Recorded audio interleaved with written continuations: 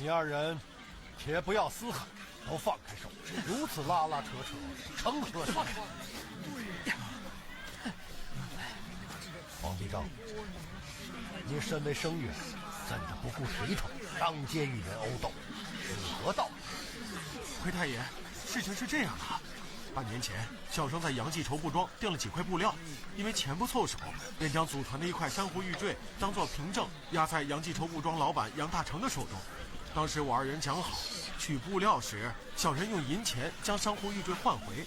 可不料想，过了2个多月，小生携银钱到杨记绸布庄取布料时，杨大成却告诉小生，珊瑚玉坠不见了。哦，不见了？正是。你将玉坠押给杨大成时，难道没有留下字据？没有，都是街里街坊的，平常抬头不见低头见，谁能想到这些啊？你继续说吧。当时小生非常生气，责怪杨大成。杨大成自知理亏，也没有收小生的钱，让小生先将布料拿走，待玉坠找到以后再付布料钱。可今日小生听闻杨大成昨夜暴亡，因此便来看看，想不到路遇吕佩，而小人祖传的珊瑚玉坠竟然挂在他的身上。小人与他理论，不想他张口就骂，小人无奈，只能将其拽到衙门，请大人公断呐。是这样。太爷，莫听这厮胡言呀！刚刚在大街上，小的好好走路，黄必正突然从路旁冲出，抓住小的，硬说这珊瑚玉坠是他家的祖传之物。青天白日拦路打劫呀，太爷！太爷一定要给小子做主啊！太爷，这是怪事啊！黄必正家祖传的玉坠却戴在李佩身上。呀，我看啊，黄必正定然是诬陷好人。就是黄必正啊，知书达理，是个正人君子，怎么可能赖人财物啊？行了行了，你们不要瞎分析了，就听太爷的吧。对，这不传可难上，听说空有，都说颇有，这可怎么断？嗨，那茶馆老板老田呀，不是说限量，断从来没吃过错。看看这次怎么样？吕佩，在，解下珊瑚玉坠，给本县看看。是。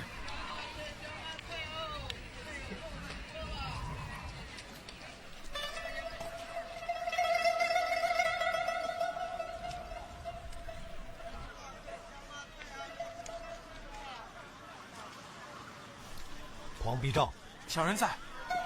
你说这玉佩是你的，你可知它的重量？知道。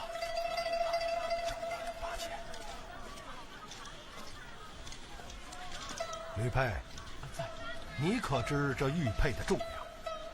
回太爷，这玉佩是朋友所赠，小的并不知道多少重量。刚刚匡必正对本县言道，此坠重1两8钱。好行，好行。来喽！来了！哎呀，你这是到哪里去？来，您叫我谢我到旁边的商户借等子吧。哎，等子借到。你这小子溜撒的紧。一不看着，这跟班竟然如此激烈，说不定这位县令还真有些道行。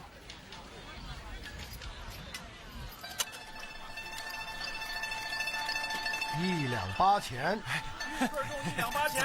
我说这玉坠是我家之物吧？哎，太爷明鉴呀，这玉坠确实是朋友相送，小的绝不敢撒谎。难道就因为匡必正说准了分量，就能断定这珊瑚玉坠是他的吗？本县并没有说玉佩是他的。这厮无凭无据，诬赖好人，小的断不能与他善罢甘休啊！太爷，事情已经很清楚了，这块玉坠它这当中仍有偶然或巧合的可能，因此现在并不能断定这玉坠是你的。哎，这可是我怎么样？太爷明察秋毫，绝不会听你的诬赖之词。吕佩，送你玉坠的朋友叫什么名字？姓吴延良。此人现在何处？上个月到京城去了。也就是说，无法对证了。太爷，这玉坠确实是朋友所赠，又在小人身上，这还有什么可对证的？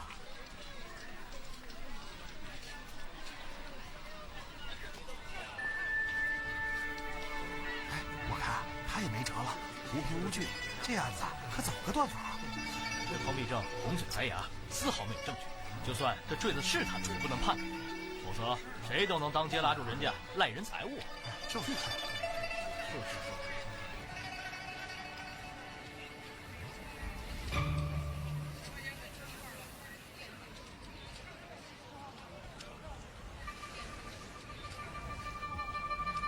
大爷，要是再没什么可说的，就将玉坠还玉小的还有事情。不要着急，不要着急。吕佩，本县问你，你家里养了多少匹马？对呀，这马也是马出的。怎么说这玉坠拐到马上去了？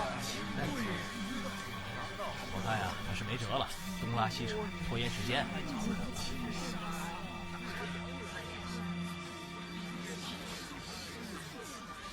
回答问题。回太爷，小的家中并无马匹啊。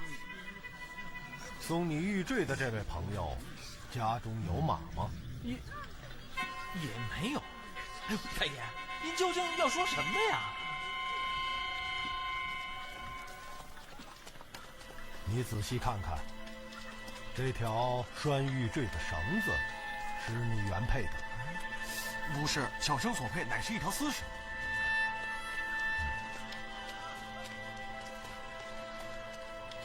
报行。老爷，据我所知，定远的马贩子只有城西的皮熊一人吧？老爷说的一点没错。叫张头将皮熊夫妇换到此处。哦，好嘞。太爷，这与皮熊夫妇有何关系啊？这与你与皮熊之妻通奸有多长时间了？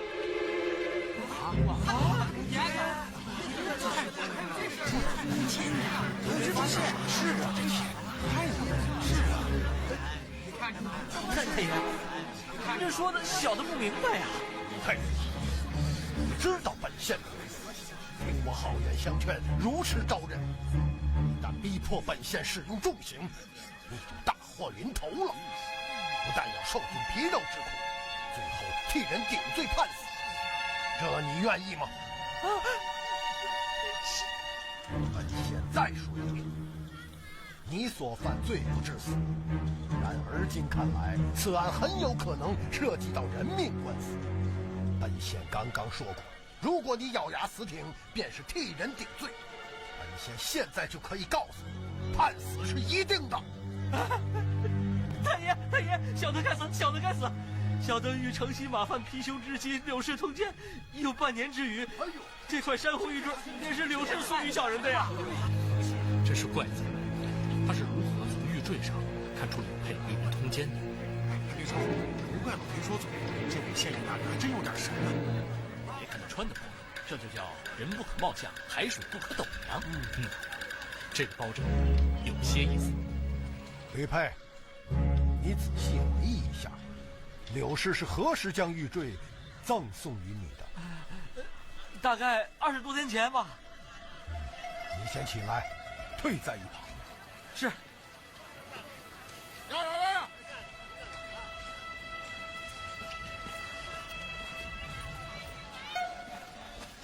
太爷，皮熊两口子带来了。见过太爷。起来吧。谢太爷。你们两个跟我来，过去。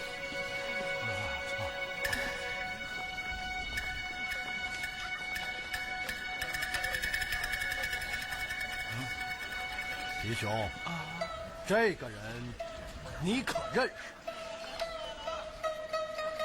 认识，他叫吕佩，是城东的商人。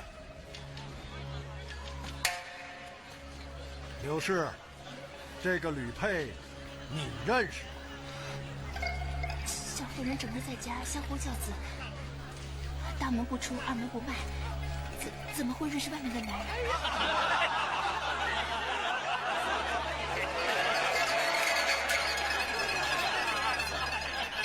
也就是说，你不认识吕佩？正是。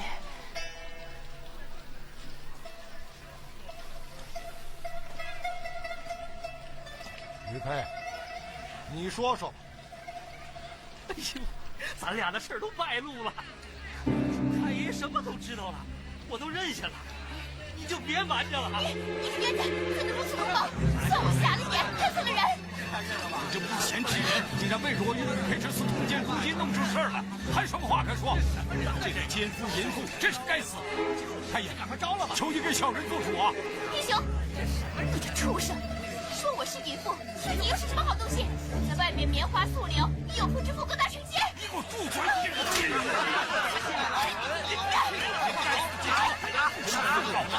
通奸，一生该死！如今事情败露，竟还在这里胡思乱咬，真是岂有此理！好，太爷，请您立刻下令，将这对奸夫淫妇抓捕起来，送进大牢。在这里的奸夫淫妇，可不止他们2个。这是有意的。哎呀，您这是何意呀？你说他认识这个玉佩？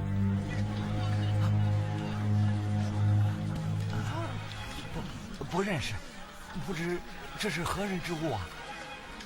这个玉佩的主人是谁并不重要，重要的是拴玉佩的这条绳子。绳子怎么了？可是你发现了没？这条绳子是用3色马鬃和马尾编成的。在这座县城中，家中有马的人本就不超过10人，而家中有3匹马以上的，就只有你这个马贩子。可这能说明什么呀？这样吧，我给大家讲个故事。半年前，匡必正到杨记绸布庄订了几块布料，由于当时手头紧，便将祖传的玉佩压在了老板杨大成手中。二人说好，匡生取布料之时，用钱换回玉佩。然而，当匡必正带着钱去取布料，要换回玉坠时，杨大成却说玉坠不见了。匡必正，本县说的对，正是。那么玉坠怎么会不见呢？当然是杨大成之妻毕氏与城西马贩皮熊通奸啊！将这块珊瑚玉佩私自送给了皮熊。皮熊和皮熊也是通奸的，这能是真的吗？哎呦，真是啊！这是坏事！哎，太爷，您这话是怎么说的？我与杨大成10多年的朋友，怎么可能与他的妻子通奸啊？太爷，不知您是听了何人的妄言，冤枉小人呐！哎呦，太爷，小人冤枉啊！您是一县之尊，说话可得有凭有据，不能冤枉真的吗？这案子越来越急。这能是真的吗？这能是。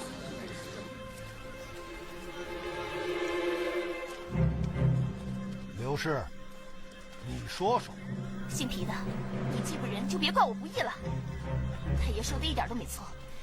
皮熊生性贪淫好色，平素贩马之时，便常在外棉花素柳。1年前，他与杨大成之妻毕氏勾搭连环，如胶似漆。哼！皮熊经常趁杨大成外出进货之际，跑到毕氏家中过夜，与其鬼混。妾身屡屡相劝，可他就是不听。你这该死的贱人，克夫的烂货，真后悔当初没有掐死你，让你活到了现在。姓皮的，哼！自从我加入你家，就没过过1天舒心的日子。反正老娘也不想活了，今天就把你这丑事抖露出来，让大家听听。刘氏，这珊瑚玉佩可是皮熊带回家的？正是。半年前的一天，皮熊从毕氏那里鬼混回来，身上带着这只珊瑚玉坠。他将玉坠放入炕头的抽斗之中。等他离去，我将玉坠取出，果然是件宝贝。当时我想，反正也是见不得人的东西，偷了他的，他也不敢声张。于是，我便将玉坠取走，拿掉了原配的丝绳，从3匹不同颜色的马身上剪下马鬃、马尾，编成现在这条连心绳，将玉坠挂上，送予了相好吕佩。哼，皮熊，你还有何话说？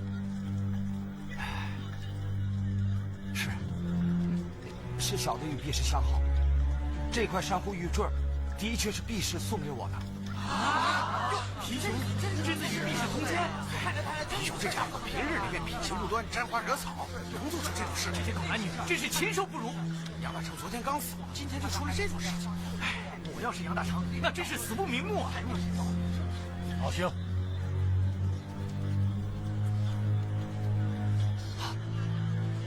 张头，太爷，武谦将毕氏索拿到案。是。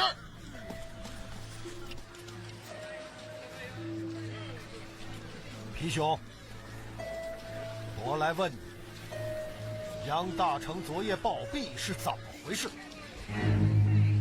这太爷，这个小人不知啊。本县再问一遍，杨大成是怎么死？太爷，这杨大成暴毙与小人何干呢？小人是真的不知道啊。熊，可真是不见棺材不落泪。太爷，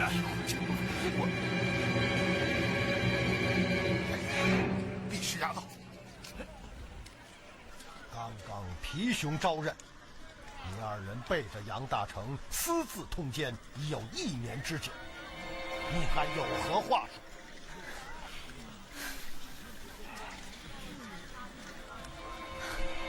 你这冤家，不知被人说了什么你就全认了？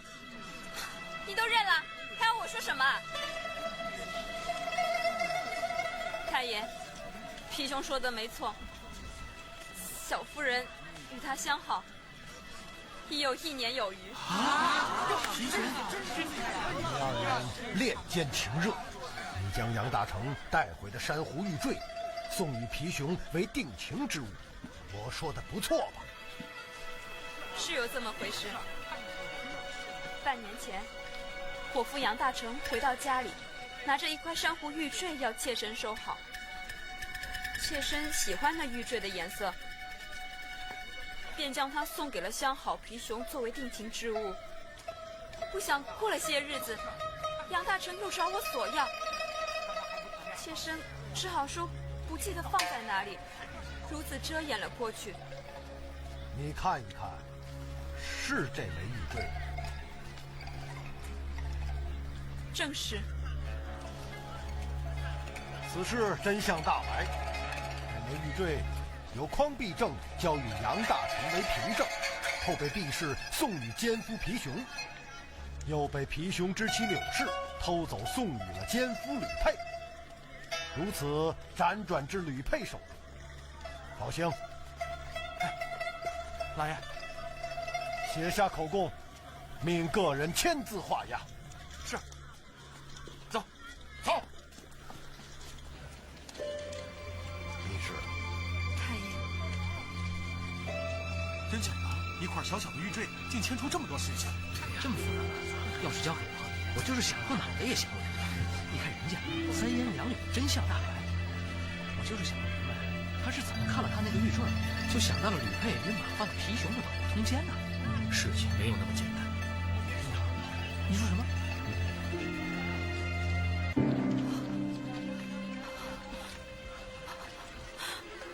刚刚皮熊言道，一切都是你指使，否则他也不敢下手。皮熊，你这个猪狗不如的畜生！明明是你说我二人情同一合，唯恐杨大成知道后将我们拆散，这才用酒把他灌醉，用刀将他杀死呀！如今事情败露了，你竟然就把责任推到我的身上，真是无情无义，无情无义！太爷，昨天夜里皮熊来到我家，与我父杨大成吃酒，他随身带着蒙汗药，逼要我将药下的酒盅。酒过3巡，我父昏晕过去，皮熊拿出随身带的钢刀，将我父杀死。你疯了！你说些什么呀？放手！你不让我活，我也不让你活。大命与死，我一起死。哪个不让你活了？你跟太爷说，害死杨大成是我一人的主意，是我一人指使的。你只是替我忘了我父，要还手。我何曾说过这些话？那是他在诈你。哦，哼，现在才明白，晚了。你这个蠢女人，事情都坏在你的身上。启禀太爷，刚刚卑职与仵作到杨记绸布庄验看杨大成的尸体，现尸体验完，仵作验报。说吧。验尸结果，杨大成系死于刀伤，伤口有10几条，都位于前胸心脏处，其中一刀命中脏器，致其死命。你们这对奸夫淫妇，恋奸情热，丧心病狂，天理人伦，谋杀亲夫，真是罪大恶极！来人，将这2贼拿下！是。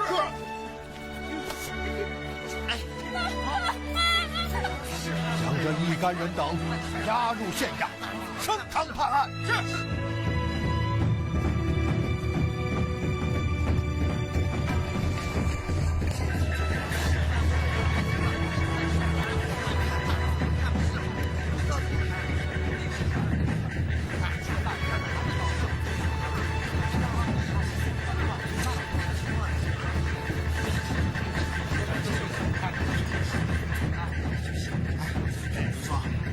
走南闯北，见的也不算少吧？可这么多案子，还真是头一次见。别的不说，这位高县令呢，真是没得说。从一个小小的珊瑚坠，竟然引出了通奸杀人的连环命案。而且，你看看人家断案没那么急着赶脸，一会儿动大刑，一会儿赏钱子，这份悠闲从容，是没人能比得了。是，这位堂官审案是我平生所见，可以用游刃有余4个字来形容，真是令人心悦诚服。哎，别说话了，太爷出来了啊！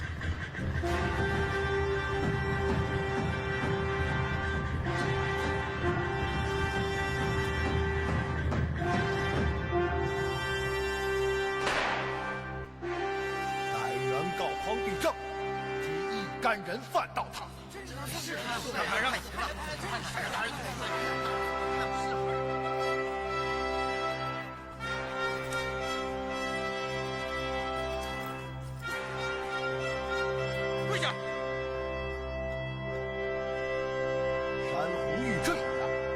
而今真相大白，众人听本县判决。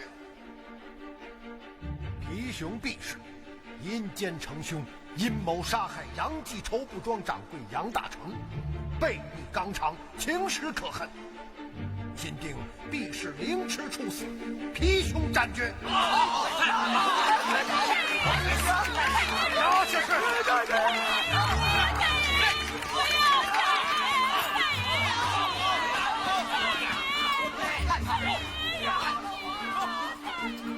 配与柳氏通奸，今定重责40板释放。柳氏关卖为娼。大人饶！拿下去！大人饶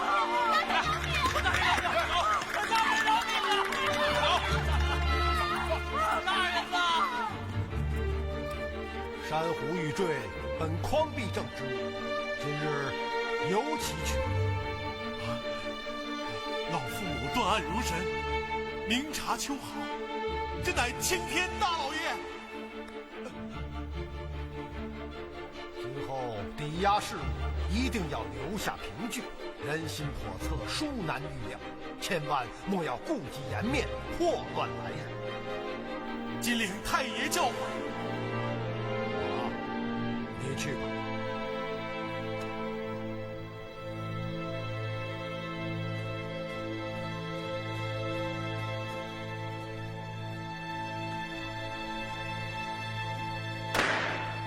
退堂。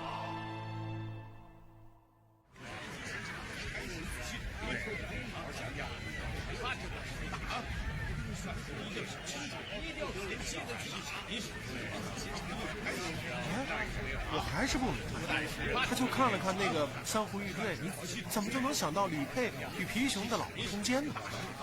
他所用的断案之法叫做推理法。唐朝的断案大师梁国公狄仁杰就长于此境，经常在案发当时，仅凭些许物证加以推理，便能够得出正确的结论。包县令从拴在珊瑚玉坠上3色马鬃和马尾编织的绳子，推断到持玉坠的人家中定然有很多的马匹，这才能够用3匹马的马鬃和马尾编纂成绳。定远是座小县城，家中能有这么多马匹，只有马贩子皮熊。那他怎么又能断定玉坠是皮熊之妻赠予李佩呢？如果是皮熊自己赠予李佩的呢？哼，你忘记了，包县令曾经问过吕佩，送他玉坠的朋友是谁？吕佩百般掩饰。不错，如果玉坠是皮熊所赠，那吕佩大可实话实说，根本不需要撒谎。有道理。就这样，一步一步先推出吕佩和柳氏通奸，而后通过柳氏的供述推出皮熊与毕氏的奸情，最后认定昨夜死去的杨大成是被奸夫淫妇所害致死。这一过程说来似乎简单，可真正做起来却是艰难无比。不但要有准确的推断能力，唯一的推理结果，还要有面对疑犯坚定的信心和决心，敢于在关键时刻果断地使用各种方法，以期达到目的。不错，就像包县令巧诈毕氏，最终咬出了谋杀的真相。是的，这位包县令真是个了不起的人物啊！这怎么回事？党项人来了！党项人来了！党项人来了！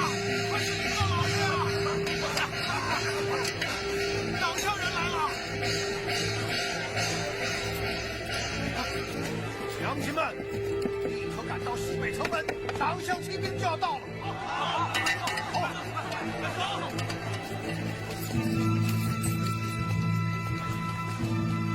在县衙里，虽然县令只有9个人，西夏骑兵来袭，如何能够抵御？难道要老百姓守城？走，我们去看看能帮上什么忙。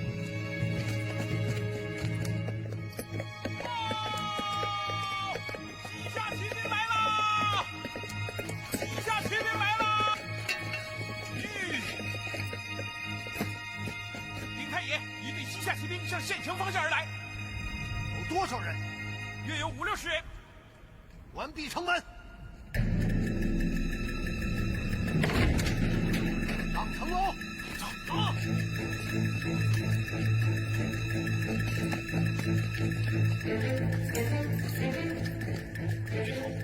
过去向包县令说明身份，协助守城吧。跟我来。乡亲们，快点，快点，快呀！快！快呀！快！等等，先看看情况再说。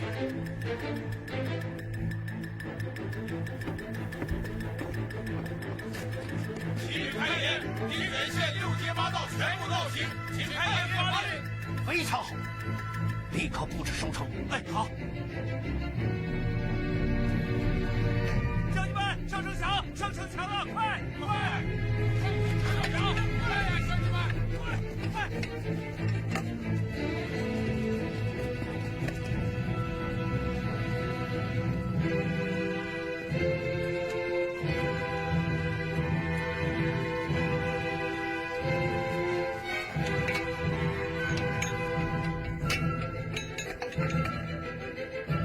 众军听令，各就各位，准备应战。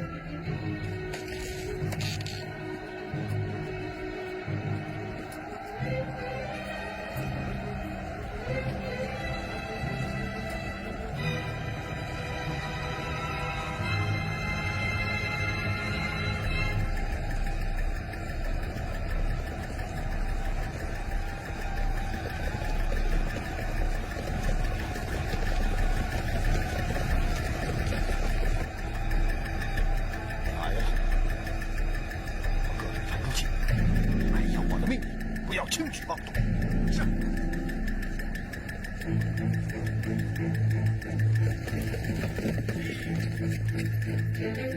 上面的蛮子听着，立刻打开城门，贴出粮食、铁器和马匹，否则大军攻进城去，让人能粉身碎骨。你们这帮强盗，搅扰地方，杀人放火，无恶不作。今日倒给我定远城下，齐龙儿等再次猖狂。有好言相劝，立刻下马受缚，否则这里就是你们的葬身之地。这些蛮子真是不知死活，敬酒不吃吃罚酒，顷刻之间便要你们知道党项骑兵的厉害。入攻城！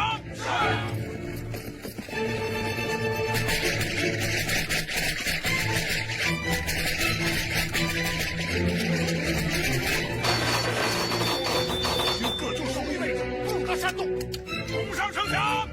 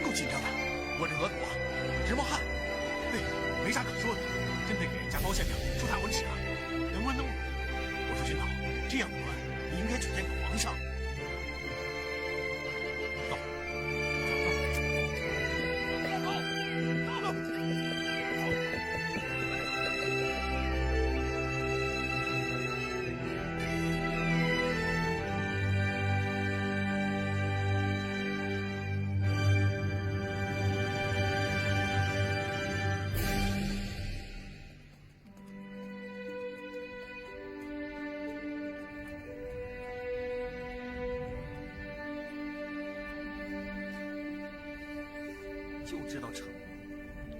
你说什么？本来就是嘛。你说哪支军队的元帅将军是自己拎着刀出去拼杀的？也就是你，又不会武功，还冲得挺带劲儿，弄得浑身都是伤。就你这小厮话多！我是一县之长，率领百姓守城，不身先士卒能行吗？遇到危险就往后缩，让人家老百姓去冲锋陷阵，亏你说得出来。我也没说让老百姓冲锋陷阵，让您躲在后面啊。那一支军队总得有个主帅吧？这定远县里，老爷你就是主帅。你说你冲下去跟西夏人肉搏，万一出了什么事儿，连主帅都没了，这仗怎么打呀？行了，闭上你的嘴，净说些没用。不行，我就说，我早就说过，县里应当养一些土兵的。你老让您这位县太爷去守城打仗，这叫什么事儿啊？哼，你倒会说。想抵抗西夏军的进攻，没有100土兵是根本无法办到。我算过，养一个土兵1年要花费800钱，10个8000钱，100人就是8万钱。定远一共有2000多户，平均一家就要摊上40钱，再加上购买兵器甲仗、备付粮草、营造军帐营地，粗算算还要4、5万钱。把这些都加在定远老百姓身上，每年每户要交将近100钱。定远的老百姓1年的收成才有多少？这几年乡亲们的生活刚好些，再加捐加税，那不是又走回头路了？再说，就算养100个土兵，能与全城几千百姓同仇敌忾、共同守城相比吗？对定远的老百姓来说，这里是他们的家，没有人愿意眼睁睁地看着自己的家园被毁，流离失所。所以当年我任定远县令，便与乡亲们约定，减轻赋税，不设土兵。但县中所有百姓出则为兵，入则为民，共同保卫家园。这些年来，西夏骑兵屡次前来搅扰，哪一次不是遭到迎头痛击？是啊，西夏人是被打跑了，万一哪天您出了事儿，我怎么跟大老爷交代呀？这小子就是话多。我身为县令，即使为国殉职，那也是理所当然。大老爷自然明白这个道理，用你交代什么？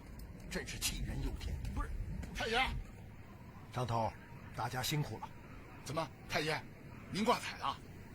啊，不碍事，一点小伤。嘴硬。哦，怎么样？战果如何？太爷，这仗打得真就漂亮，歼灭西夏军48人，俘虏5人。好，那咱们自己的损失呢？嘿，真叫绝了！咱们1个人没死，只有6个人啊受了箭伤，但都没有生命危险。好极了！太爷，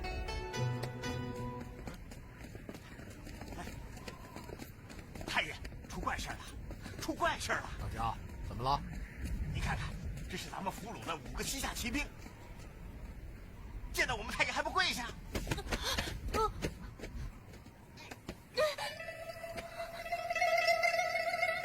是个女的。可不，太爷，你说怪不怪？这西夏军中竟然出了女人。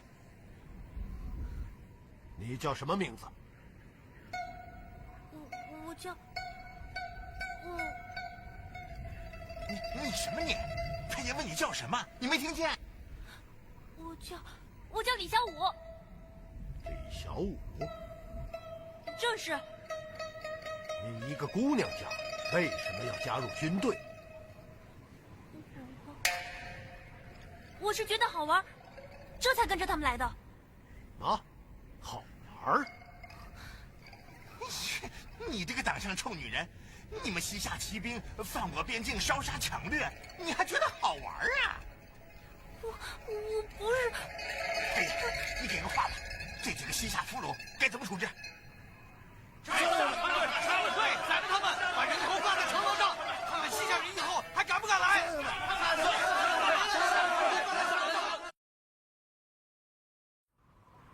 太爷，你给个话吧，这几个西夏俘虏该怎么处置？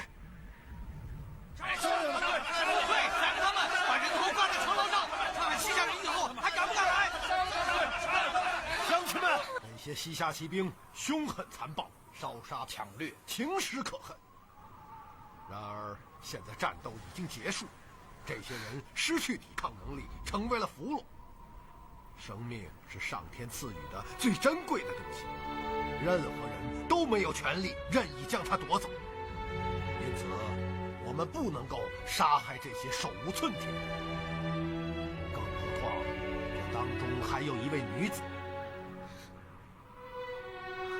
起来，你们都起来吧。你们放心，我们不会杀害你们。县令大人，你说的是真的？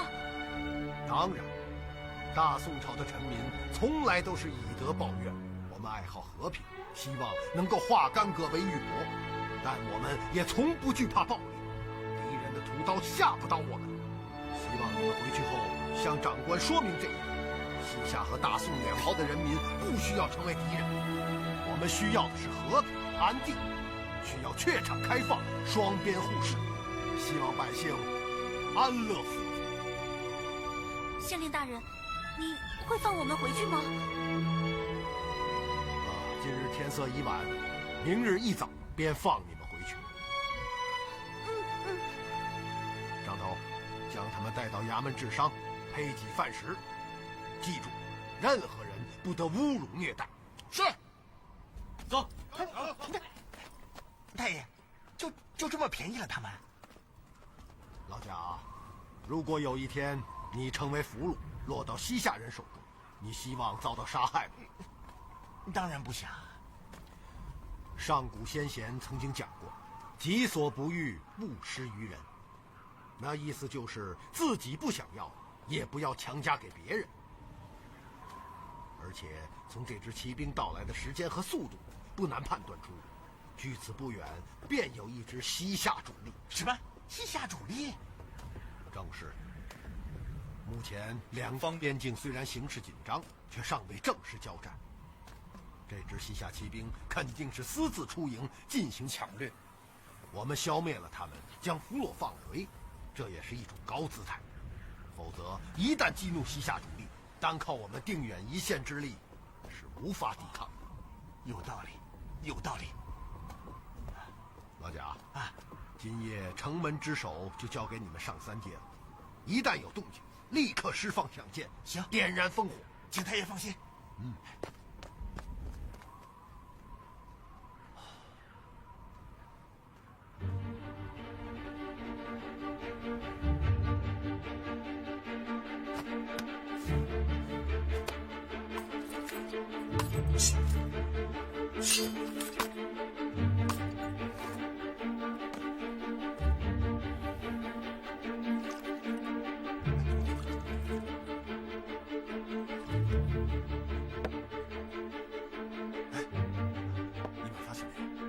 今天有点怪，可不，大家越说包县令好，他越觉得不放心。哎，是不是咱们夸别人，展爷痴心了？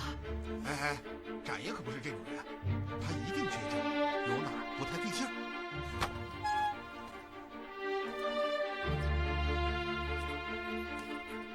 哦，哎，军头，你这是？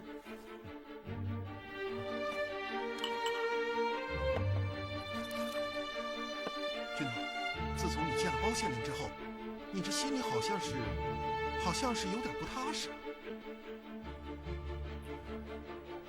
包县令治县有方，精明睿智，爱民如子，断案如神，更兼率兵修武，抵抗外辱，论文功，论武略，无论从哪个角度来讲，都是一位罕见的栋梁之才。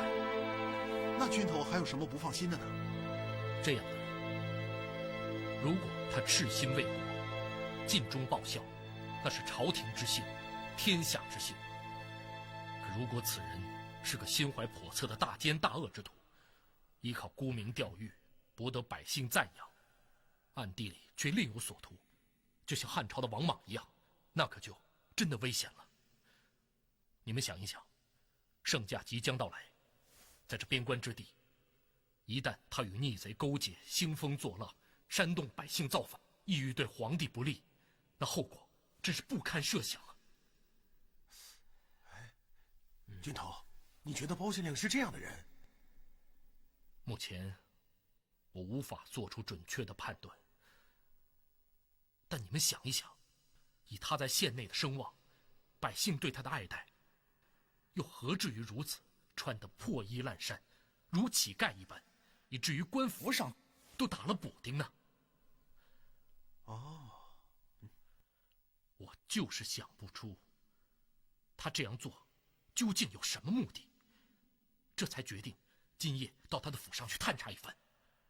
如果他是赤心为民的好官，也就罢了；倘若此人真是大奸大恶、穷凶极恶之徒，我便将其绳之以法，揪出元凶，保圣驾安全。有道理。可军头，你知道包县令的家在哪里吗？我早已打听清楚，城中五柳巷3号。你们在此等候，我去就来。好。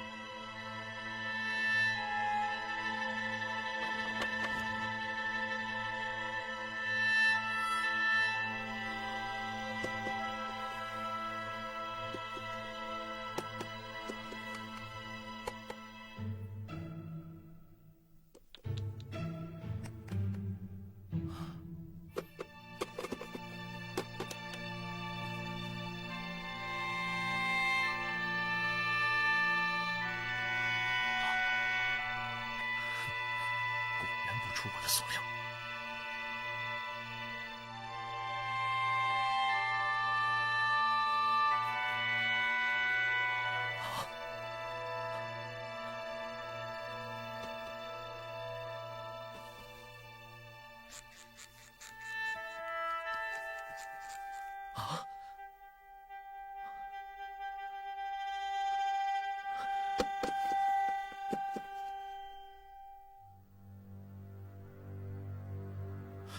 包铁山，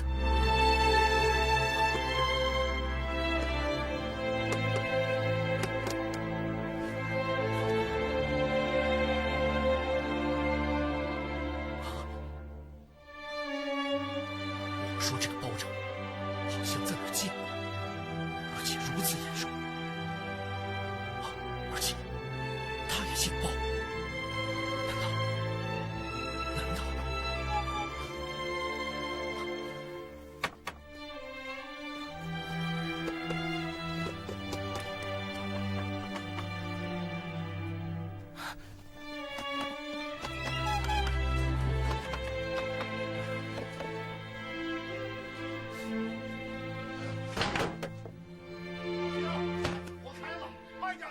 活该，再没成回家挨饿。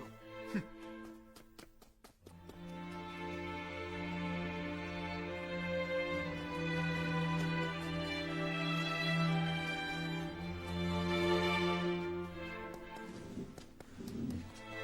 快，活开了！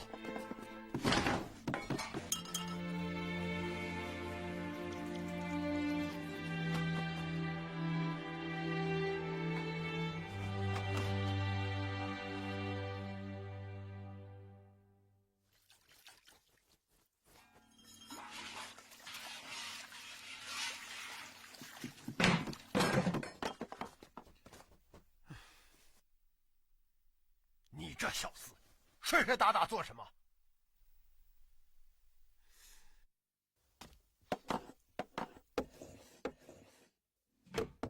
怎么，家里边就剩这点粮食了？你自己看嘛。可是啊，作怪，这前几天老齐爷不还给咱送来几十斤玉米面吗？还有今天茶馆掌柜的老田送给咱们的鸡和鸡蛋呢。都在啊。你这小厮岂有此理！都在，怎么不拿出来？都拿出来了。在哪里啊？在衙门啊，那羁押犒劳参加作战的衙役们了。剩下的玉米面给那些西夏俘虏做了玉米饼子。你不是说不能征老百姓的粮食，得用咱们自己的，让我把家里的玉米面给送过去吗？哎呀，我把这事儿给忘了。不错，是我说的。哼，现在可好，俘虏是吃饱了，太爷可得挨饿了。哎，我说，这家里边真的没别的吃的了？哼，没了。哎，你再找找啊！哎，我记得前些天还剩了几块咸菜疙瘩，拿出来垫垫饥，聊胜于无嘛！啊！嘿呦，前几天张头他们中午出差，您不是把那几块咸菜塞给他们了吗？对，是有这么回事。宝相，你再好好想想，也许还有别的。要是有别的，我早就拿出来了，我还用得着在这儿干那眼吗？真的没了？可不是嘛。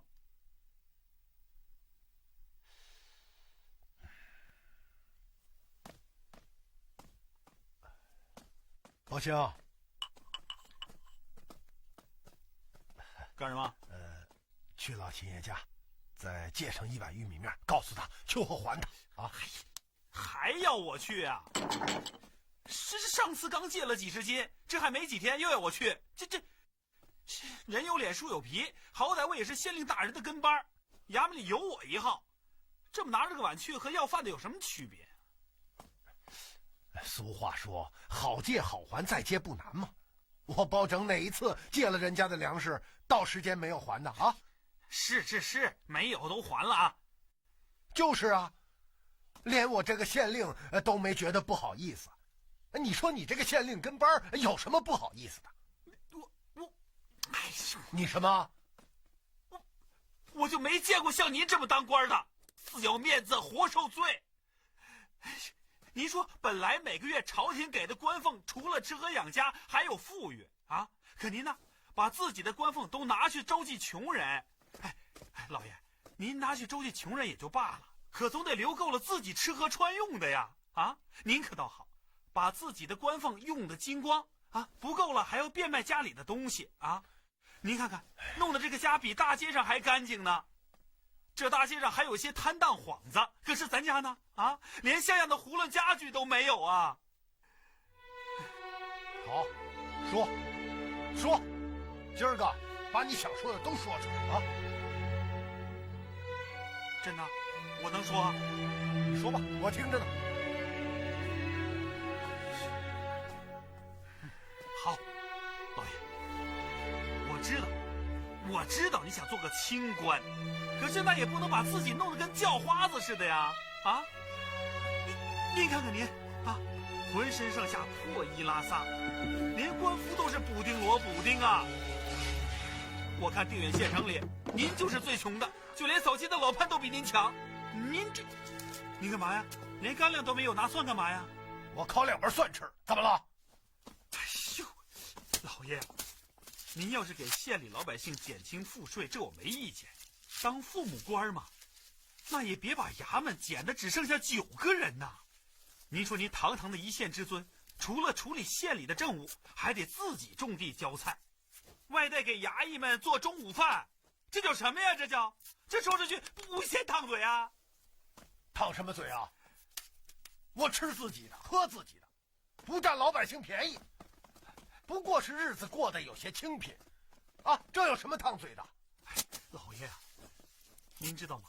连县城里的乡亲们都偷偷跟我说，咱们县太爷呀也太勤俭了，你跟他说说，没必要这么苦着自己了，让乡亲们上点捐，交点税，乡亲们都能够承受啊！您听听，这都是百姓的肺腑之言呐。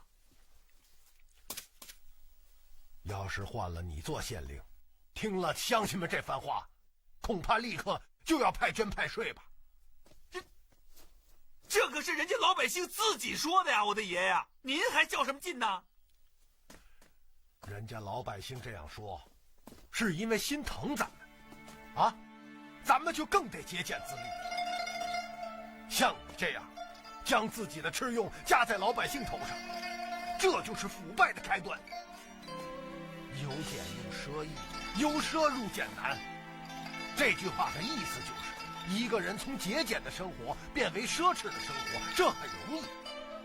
可是，从奢侈的生活再要过回节俭的生活，这就难了。很多当官的都是这样，啊，起初生活很节俭，可慢慢的私欲膨胀，生活也变奢华起来，自己的薪俸不够用，就去贪污。最后为国法不容，身败名裂。几十年前，我爹率兵造反，成了人人可诛的乱臣贼子。我虽然不知原因，但定与贪婪私欲有关。所以我宁可一辈子过苦日子，也不会为了贪图口腹之欲、衣着之欢去贪恋聚餐。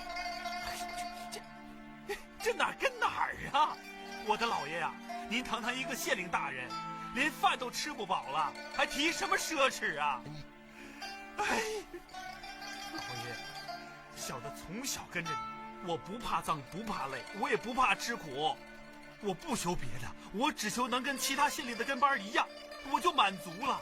您看看周边那几家县令的跟班啊，人家那只消动动嘴跑跑腿，那就是吃香喝辣的呀，还有赏钱呢。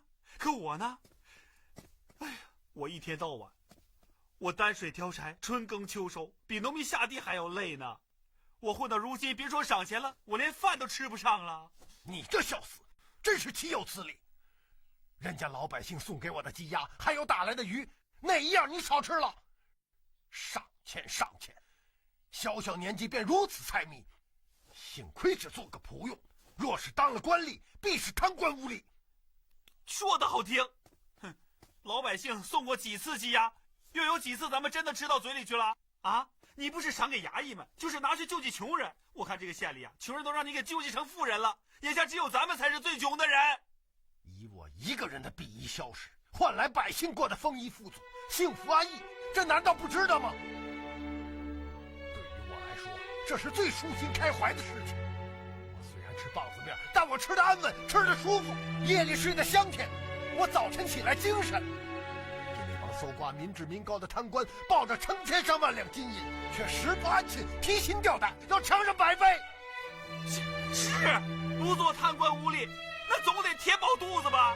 现在倒好，米袋金光，清回冷灶，咱们现在连饭都吃不饱了，就快成为要饭的了，你还在这里嘴硬啊？你这小厮，不愿意跟我受这份罪，就滚回包家庄去！滚就滚，谁愿意在这挨饿受气啊？哎，哼！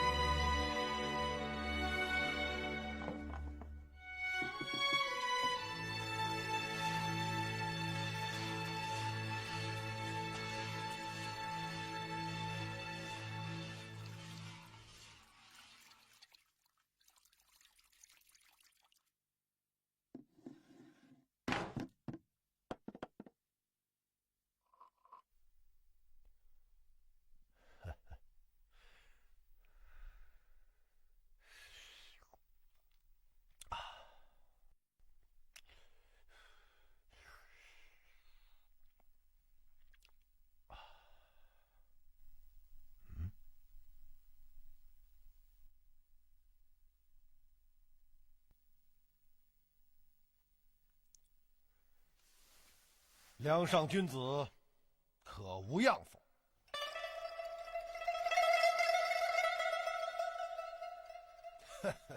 我这家里居然还有你能看上的东西，这可真是出人意料了。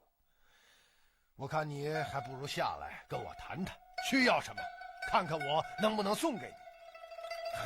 还免了个贼名啊！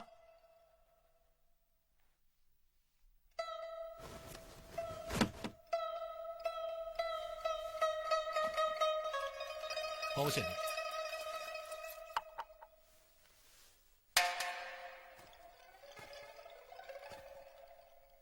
看你的穿着，不像是个普通的盗贼。哼，在下并非盗贼。夜入民宅，藏于梁上，非道而何？在下姓展名昭，字寻飞，身在江湖，绰号南侠。南侠展昭，我好像听说过这个名字。你们就是传说中的江湖豪士，快意恩仇的侠义道。正是。我说展侠士衣衫光鲜，为何甘为盗贼，夜入我这穷家之中？听说你们江湖豪士路见不平便要行侠仗义，而且是神不知鬼不觉。今日一见，果然是名不虚传呢。包县令过奖了。不知县令大人是怎么发现展某行踪的？饭碗的内檐处落上了房顶的灰尘，必定是有梁上君子。包县令推理精到，断案如神，展某佩服。怎么，展侠士看到过包某断案？哦，今日下午的玉坠案，展侠士也在场。正是。包县令从容不迫，有一只小小的玉坠，竟然揭发出一宗神秘的谋杀案，真是令人万分钦佩。我明白了，展侠士夜入我家，必定是发现了定远县中有什么不平之事，想要告诉本县。不是？当然不是。哦，这就怪了。那展侠士所为何来？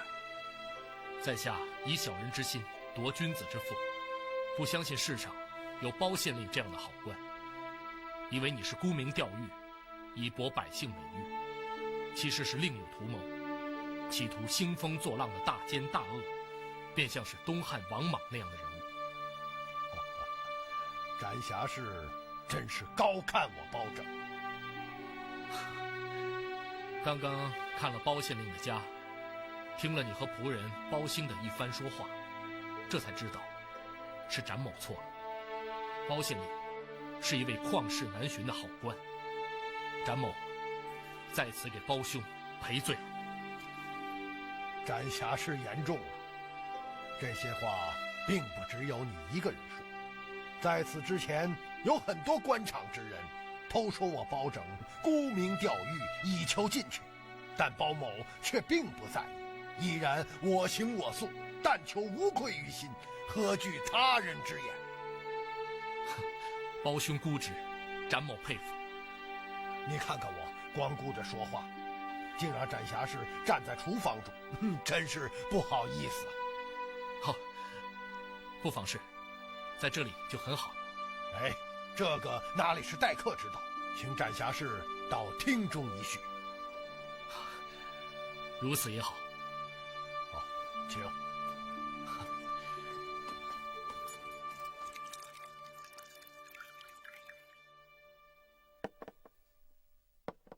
坐。好。展侠士，家中羞涩，没有茶叶，只能以白水招待了。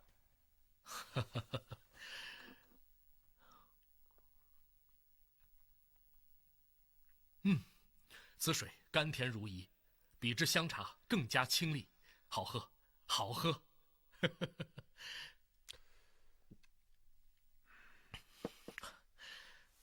多谢包兄款待。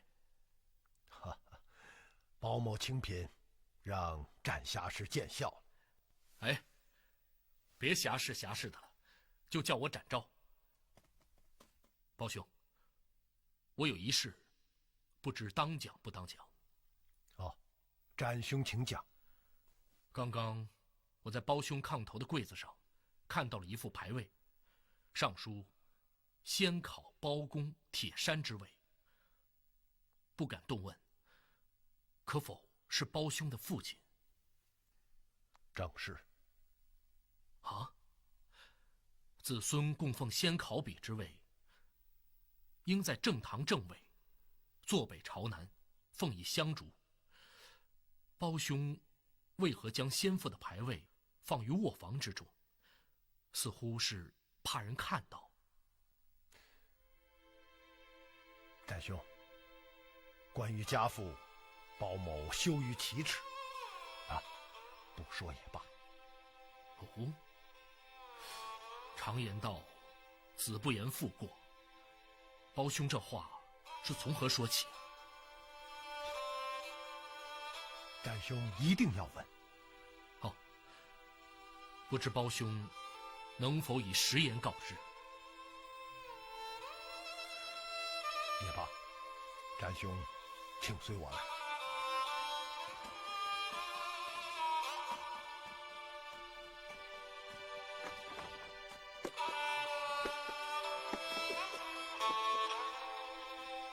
展兄，你看看这个。这是御前禁军金枪直的腰牌，看起来令尊铁山公曾是御前禁军的校尉。正是。几十年前，先父曾是进宫中金枪直的军头，6品校尉，专门负责贡卫圣上的安全。可不知什么原因，他突然率领卫士起兵造反，杀出京城。朝廷派军灭门抄家，先父和全家老小死于非命。当时我大哥包山15岁，而我才刚刚出生，是他抱着我躲在了床下，才逃过了死劫。令尊铁山公是反贼。虽然我不愿意承认，但事实如此。你的兄长是这样对你说的？你有没有问一问，他为何造反？怎么没有问过？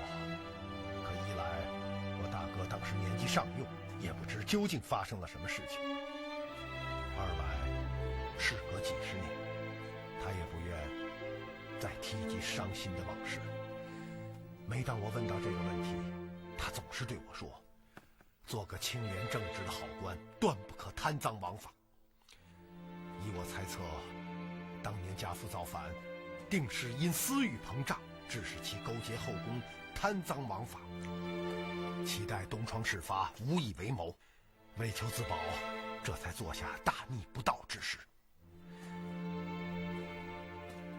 多少年来，每当当我想到先父之时，便惕然心惊，加倍地要求自己勤俭务劳，克己复礼，绝不可重蹈覆辙。所以很多人不理解我的做法，有人觉得我沽名钓誉，有人觉得我迂腐可笑，就连从小跟我一起长大的包兴都是如此。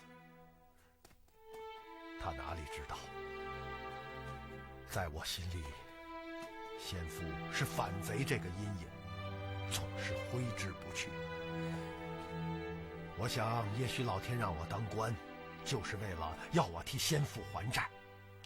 所以虽然我的日子过得很穷，可我并不在意。只有看到老百姓的日子过好了，家庭和睦，丰衣足食，我才会觉得踏实，觉着是替我的父亲还了造反的孽债。对于我来说是一种解脱。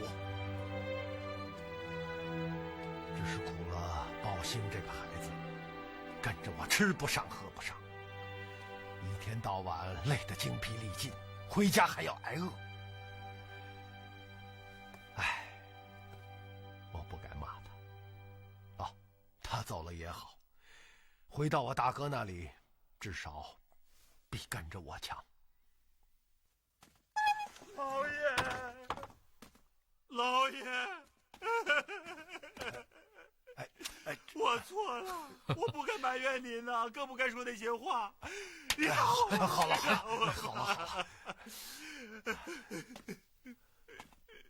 好孩子，委屈你了。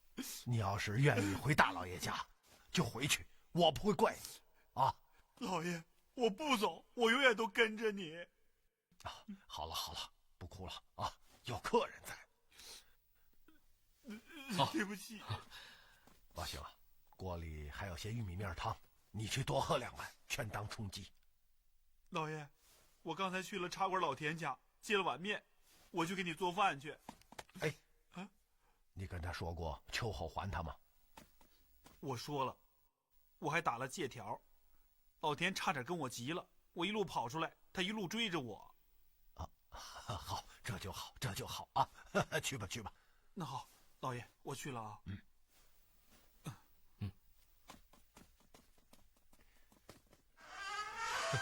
这小家伙问一答十，办事妥帖，机灵得很啊。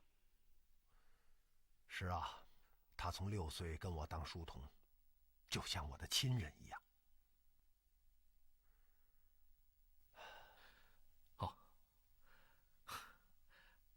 我想给包兄讲一个故事，不知包兄愿不愿意听？当然，詹兄请讲。故事发生在几十年前，大内进宫之中，上演了一幕千古奇冤。陈妃李娘娘生下一位太子，却被歹徒用剥了皮的狸猫换走，带出宫中。陈妃李娘娘因此获罪，太子危在旦夕。本来事情到此已经结束，然而一位英雄挺身而出，他率领金枪直的卫士们闯入幽闭陈妃的云居寺，救出了蒙受不白之冤的李娘娘，而后冒死闯入铁枪庙，经过一番血战，救出了落入歹人之手的太子。然而不幸的是，战斗中李娘娘为了不拖累这些英雄们，自杀身亡。那一场战斗，金枪直20余卫士只活下了2个，他们兵分2路，一个保卫太子返回自己家中，另一个到朝廷找杨家将求救。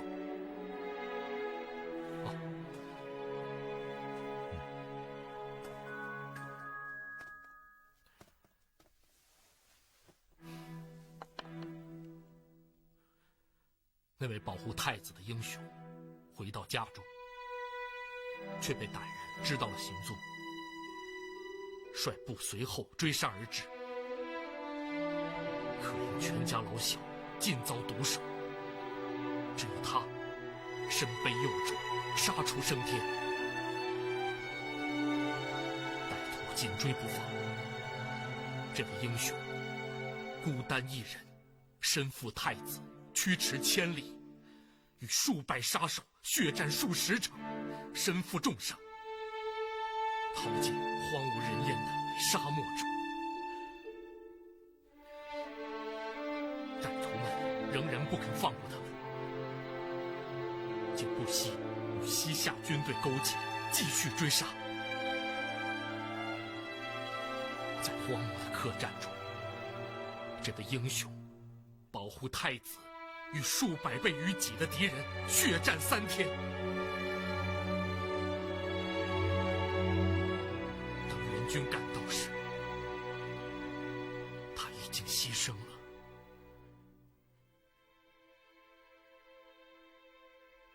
可太子却活了下来，而且依然背在他的身后。这位英雄真是太了不起了，他也是金枪指的卫士。正是。同样是金枪指的卫士，人家忠心护主，力战身死，万古流芳。可我的父亲却是个反贼。胞兄，不要着急，我还没有说完。30年后，太子入统称帝，对这位救命恩人万分感念。这位英雄的画像被挂在了凌烟阁之中，圣上几乎每天都要前去祭拜。这位英雄的所作所为，才不枉了大丈夫一生的抱负。当时见证此事的有当今皇叔八贤王赵德芳，曾任定西元帅，现任枢密院枢密使的杨宗保太尉，靖边大元帅一等侯穆桂英，以及此事中另外一位英雄，也是大英雄的生前好友，同为金枪直校尉的展昆仑，也就是我的父亲。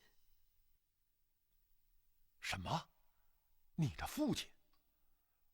展兄，你刚刚说八王千岁杨太尉穆大帅，这些都是当今的名臣，还有你的父亲。难道你所说的是发生在当今的事情？正是。当年背在大英雄后背的那位3朝未满的太子，便是当今圣上。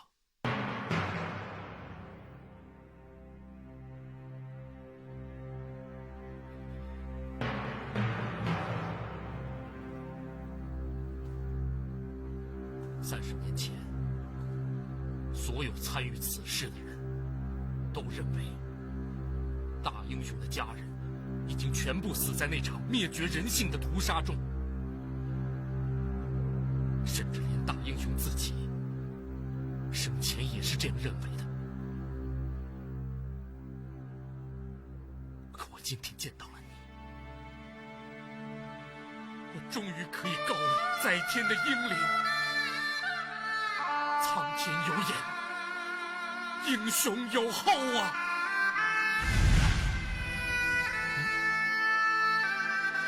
你是说我？